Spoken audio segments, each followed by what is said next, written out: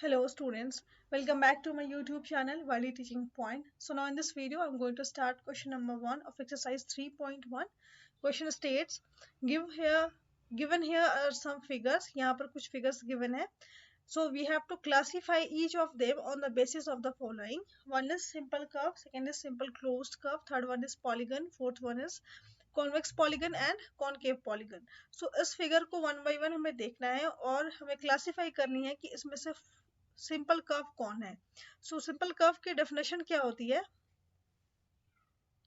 So a curve which can not cross itself, that curve is called simple curve. For example अगर मैं बोलूं इस तरह का फिगर है जो एक दूसरे को क्रॉस कर दिया, फिर है इस तरह का फिगर, लेट्स सपोज ऐसा कुछ फिगर है जो एक दूसरे को क्रॉस कर रहे हैं, so that is not a simple curve. Simple curve ऐसा होता है हमने बस एक डब्बा बना दिया या एक राउंड सा ऐसा कोई फिगर बना दिया, this is a simple curve. ये दोनों क्या है? सिंपल कर्व है. तो अब इसमें से देखो जो वन है ये भी सिंपल कर्व है, सेकंड को देखो ये भी क्रॉस नहीं कर रहा है, so this is also simple curve. यहाँ पर देखो ये कर्व ही नहीं है क्योंकि इसमें दो बार पेन को लिफ्ट की गई है. कर्व की डेफिनेशन है a figure which can be drawn without lifting your pen. Pen नहीं उठा सकते आप एक बार जब आपने शुरू किया तो ये कर्व ही नहीं है. यहाँ पर देखो ये हो सकता है सॉरी ये एक सिंपल कर्व नहीं है, that is a not simple curve. ये सिंपल नहीं क्योंकि ये कहाँ क्या हो रहा है? क्रॉस कर रहा है एक दूसरे को. फिफ्थ ये कर्व हो सकता है. So first we will write here figure number 1, 2 और हमने 5 को देखा. अभी 6 भी देखो ये भी एक कर्व है, सिंपल कर्व. 7 भी एक सिंपल कर्व है. 8 ये कर्व ही नहीं है क्योंकि इसमें 1, 2 और ये 3 तीन बार पेन को आप लिफ्ट कर रहे हो. So our answer is 1, 2, 5, 6 and 7. So these 5 figures are simple curve. Now simple closed curve क्या है? अब close का मीनिंग क्या होता है? बंद. ठीक है, सिंपल कर्व होना चाहिए, क्लोज होना चाहिए. तो ये जो 1, 2, 5, 6, 7 जिनको हम लोगों ने सिंपल कर्व कहा, ये क्लोज तो है ही. So these 5 are also a simple closed curve figure. दोनों का आंसर क्या हो जाएगा? सेम. नाउ सी में देख लेते हैं हम. पॉलीगन को डिफाइन करना. सो मतलब इस फिगर में कौन सा पॉलीगन है? So what is the definition of polygon? So we know that a polygon which has which is made by line segments. तो यहाँ पर लाइन सेगमेंट से जो जो फिगर्स बनी हुई हैं दैट इज कॉल्ड पॉलीगन. सो यहाँ पर देखो अगर हम देखते हैं तो फर्स्ट जो है लाइन सेगमेंट है, तो so this is also polygon, एक हमें मिला. दूसरा भी देखो ये भी पॉलीगन है. थर्ड ये तो पॉलीगन है ही नहीं. ये देखो ये पॉलीगन है नहीं, ये क्रॉस कर रहा है तो ये पॉलीगन नहीं है.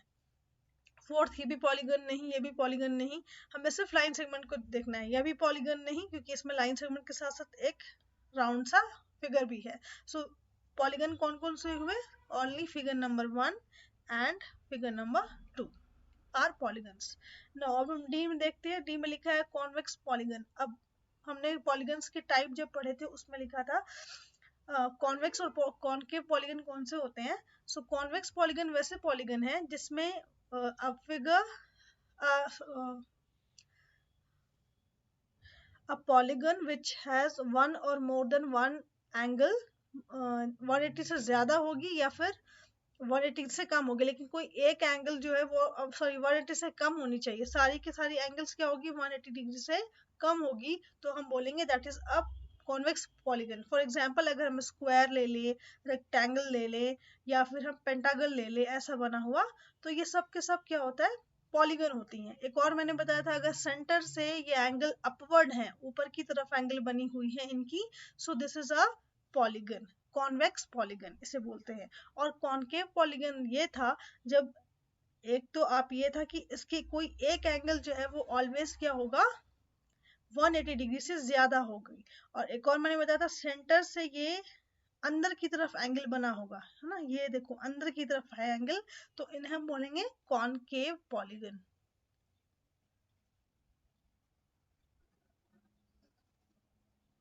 सो कॉन्वेक्स पॉलीगन क्या हो गया? Convex polygon is figure number 2 and concave polygon is, ये क्लियरली दिख रहा है फिगर नंबर 1 में, ये जो एंगल है ये मोर देन 180 डिग्री है.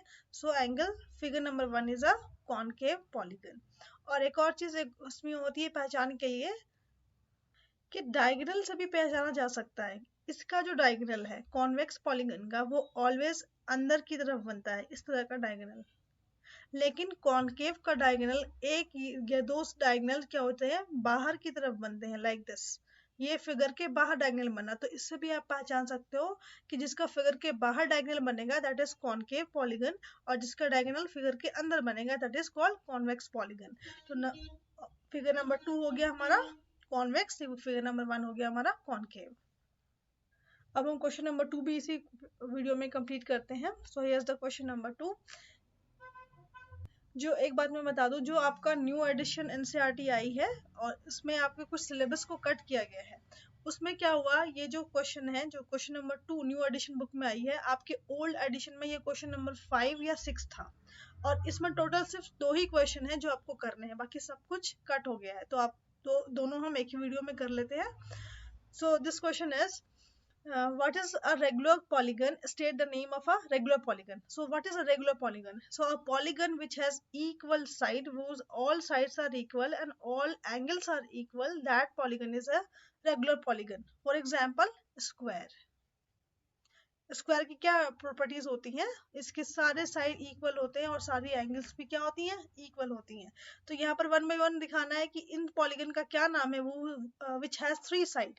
So a polygon which has 3 side, 3 equal side, वो को क्या होता है, एक तो जिसकी 3 साइड होती है that is a triangle, but तीनों साइड जिसकी इक्वल होती है, that triangle is known as equilateral triangle.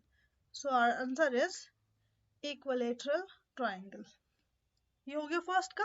Second है इक्विलेटरल ट्राइंगल, उसी को बोलते हैं जिसके सारी साइड सारे एंगल्स इक्वल होते हैं। 4 sided figure, a 4 sided figure which has all sides are equal and all angles are equal. तो ऐसा हमने सिर्फ एक में ही पढ़ा है, दैट इज स्क्वायर। तो हम यहाँ लिखेंगे that is square whose all sides and all angles are equal. Now question number third में है 6 साइडेड।